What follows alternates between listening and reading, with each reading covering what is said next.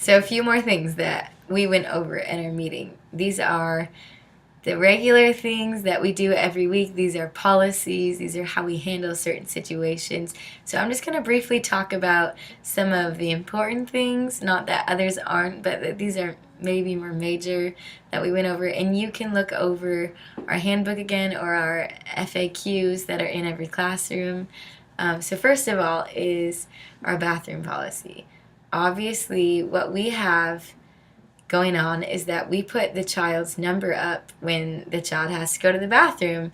That way the parents can take the child. There's no weird accusation. We don't have to make sure that there's different people in every room, and if we're short one person, we don't have to go look for someone else. So it just helps in so many areas to have the parent take the child to the bathroom. Now, if the parent doesn't come and it's a total emergency, we grab 2 females and take that child to the bathroom, either the large bathroom, and the adults are absolutely outside of the walls where the child is, or the child goes into the family bathroom and the 2 females stand outside of the door.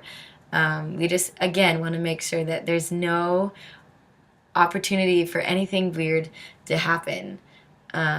To put a number up, we use the 2 sticky note system, which means you write the child's number down on 2 sticky notes, and you deliver 1 sticky note to the toddler room, and when the parent comes, you deliver the other sticky note that says, take this number down. So that's how we do it, so that people aren't running around, that a number doesn't get up for way too long. So that's the 2 sticky note rule.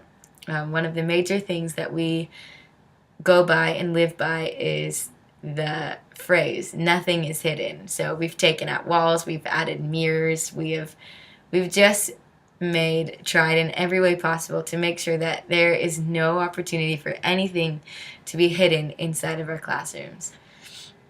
We also believe that you leaders are fully capable of deciding what goes on in your classroom. So we just say, let the Holy Spirit be your guide, and judgment calls are totally up to you if safety is not involved. Now, if something is a safety issue, or you're confused as if it would be safe or not, that's where you would come and find either me or a head teacher or Elizabeth Hug, and then we would further handle the situation. Also, when a child comes into the classroom, we want to check the name tags to make sure that they have the correct security name tag. So just be aware that it could be the wrong person, it could be missing, so you want to make sure that every child that walks in the door has the correct name tag. Also, people are sick in this season, so there's hand sanitizer in every classroom, and we just ask that as kids come in and leave, and during maybe 15 times during your lesson, you pass out hand sanitizer. Maybe not 15, but just at least when the kids are walking in the door, that you are giving them a squirt of hand sanitizer. Let us know if the classrooms are out, because we want to make sure that we are as healthy as possible. We also believe in leaving the room better when you leave it than when you found it. And so if you are in a classroom, please follow the cleaning guidelines. In every classroom, there's something hanging up that talks about what needs to be cleaned, how it should be cleaned. And we just ask that you leave the classrooms in tip-top shape when you leave it. We have a policy for discipline.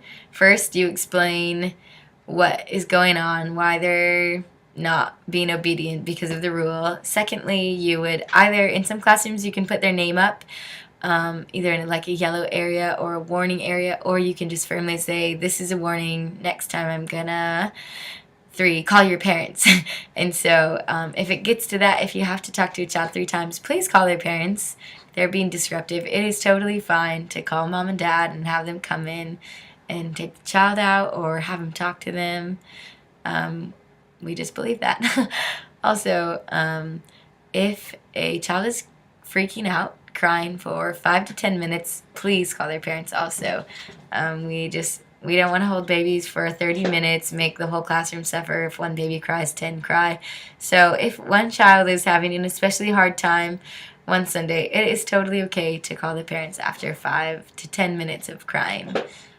If you ever notice anything about abuse, or if you're ever concerned, please talk to Elizabeth or a head pastor, a head teacher, about what you see. We always want to err on the side of caution. We never want to presume, but if you believe that something really is going on, then that would be appropriate to talk to a head pastor or a head teacher.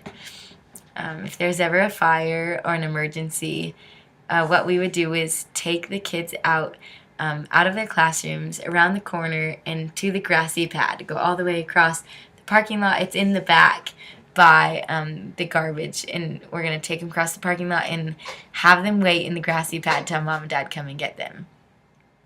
Before you pass out snacks, always check for allergies. It's on everybody's tag, or it should be their security tag. And so before you hand out peanut butter, you want to make sure there's no nut allergy or whatever.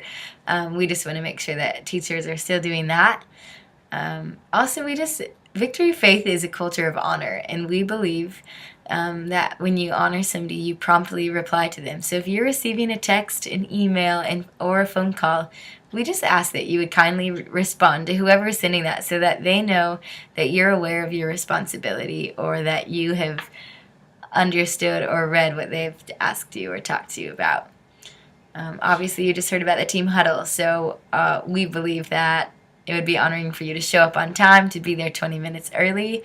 And another thing, I know you're watching this, you're all in the city, but please make sure that you are on the city, that you are paying attention to what's going on in your classroom, and that you are fully aware of what the head teacher wants, and that you're in community with other people in Victory Kids. We just think it's a really important and fun and easy way to interact. So those are all the things I have to say. If you have questions, if you need more, please let me or somebody else know. We love you. We are so grateful for you. We couldn't do this ministry without you, and we want to let you know that you are valuable to us, that you mean the world to us, and that you represent Jesus to these kids. So be blessed and be encouraged in 2014 for Victory Kids. We believe this will be our best year yet, and we are so excited for what God has in store.